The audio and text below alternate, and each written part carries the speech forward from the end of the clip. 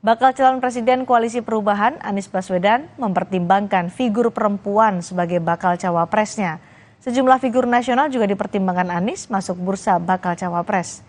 Menurut juru bicara Anies Surya Chandra mempertimbangkan potensi bakal cawapres perempuan seperti Puan Maharani hingga Yeni Wahid.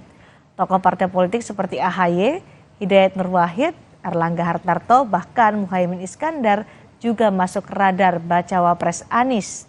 Surya menegaskan Anies memang diberikan hak memilih sendiri bakal cawapresnya.